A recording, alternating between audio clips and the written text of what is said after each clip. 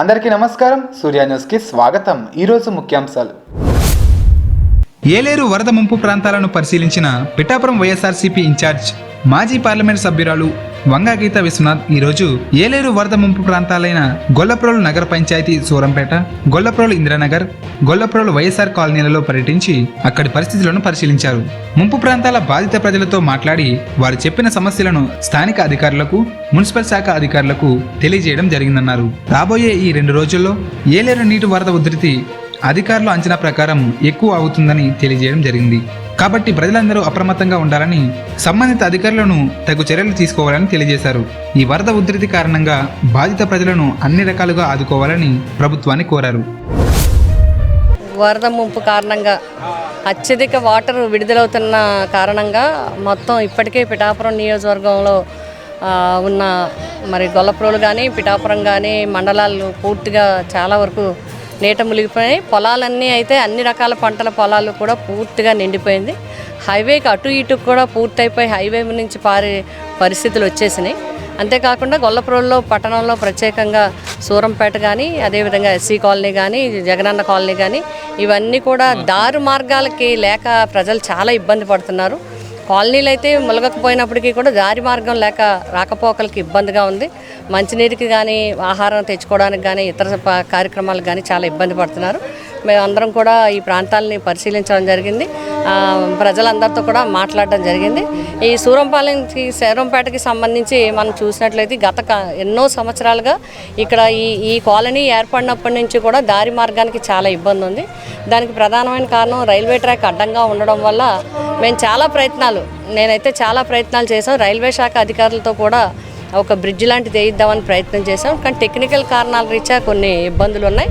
అదేవిధంగా ఈ గట్టు మార్గం, ఇటువైపు ఉన్న గట్టు మార్గాన్ని కూడా మనం రోడ్డు వేయించడం ఒకటి, బ్రిడ్జ్ కట్టించడం ఒకటి, 2 కూడా చేయడం జరిగింది. ఈ బ్రిడ్జికి సంపూర్ణంగా నిధులు కూడా కేటాయించడం జరిగింది.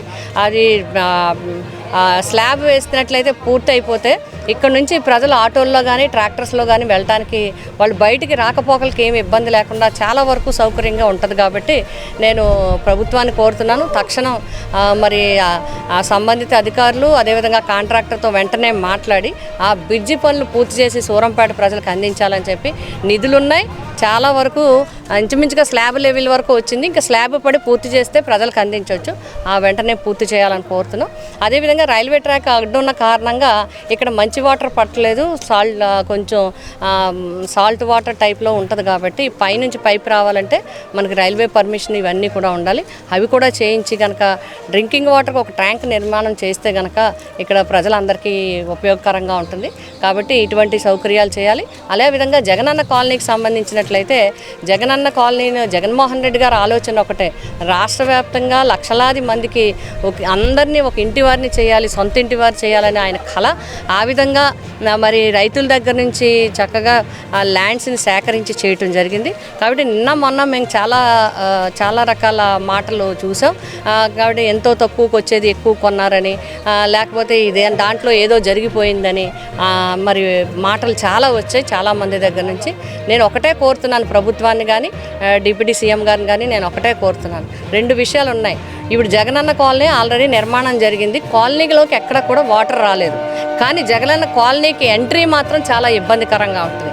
ఆల్రెడీ దాని మీద మేము మొత్తం ఎస్టిమేట్స్ తయారు చేసి ఆల్రెడీ మనం ఎండి హౌసింగ్ దగ్గర ఈ యొక్క శాంక్షన్కి ఫైల్ కూడా పెండింగ్లో ఉంది.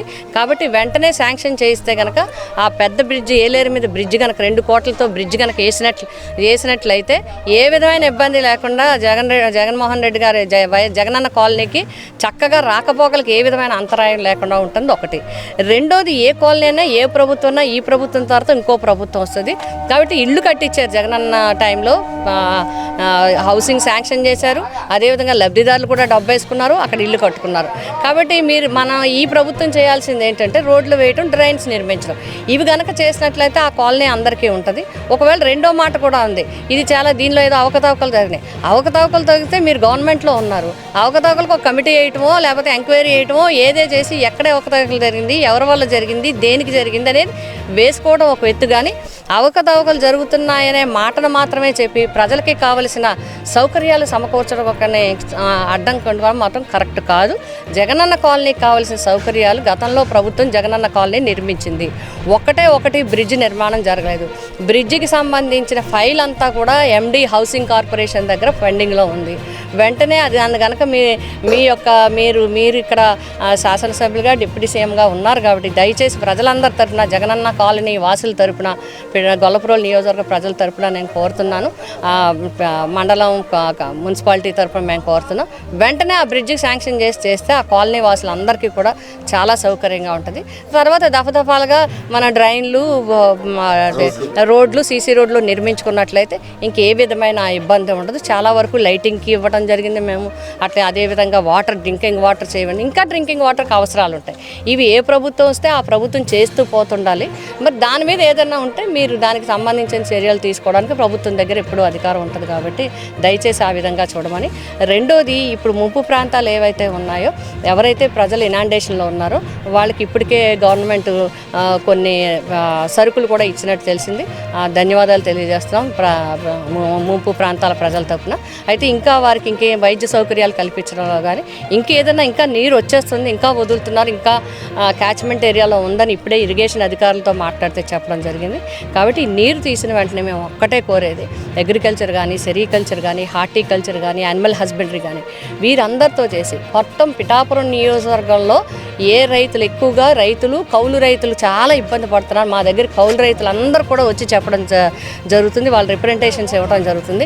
ఇప్పటి వరకు 30 నుంచి 35 వేల రూపాయలు ఆల్రెడీ పెట్టుబడి పెట్టేసి ఉన్నారు. ఎందుకంటే ఇప్పుడు దాకా మందులు కొట్టడం కానీ, కలుపు తీతలకు కూడా వచ్చేసారు. ఇంకా కొంతకాలం ఉండండి పిండి కొట్టడం కానీ ఇవన్నీ కూడా అయిపోయినాయి. కాబట్టి పూర్తిగా వారు నష్టపోయిన పరిస్థితులు ఉంటాయి. కాబట్టి దయచేసి వ్యవసాయ సాధన అధికారులకి మీరు డైరెక్షన్ ఇవ్వండి.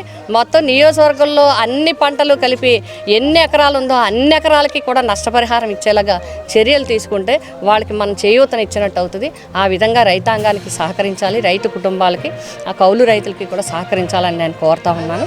కాబట్టి ముందు ముఖ్యంగా ఈ సూరంపేట కాలనీకి సంబంధించి కొంచెం లైటింగ్కి ప్రాబ్లం ఉందని చెప్తున్నారు. కమిషనర్ గారు, చైర్మన్ గారు, కౌన్సిలర్స్, వైస్ చైర్మన్ గారు అందరూ కూడా అందరితో కూడా మాట్లాడుకుని ఇక్కడ స్థానికంగా లైట్లు ఏం పోయినాయో అవి చూసి టెంపరీగా చేయాల్సిన అన్నీ చేయించండి. పర్మనెంట్గా సూరంపేట కాలనీకి ఆల్రెడీ డబ్బులు ఉన్నాయి కాబట్టి బ్రిడ్జికి పూర్తి చేయమని, జగనన్న కాలనీకి ప్రాజెక్టు ఎండీ దగ్గర ఉంది, దాన్ని పూర్తి చేసి నిధులు శాంక్షన్ చేసి ఇస్తే ఆ కాలనీ వాసులందరూ మీకు రుణపడి ఉంటారని చెప్పి నేను తెలియజేస్తాను.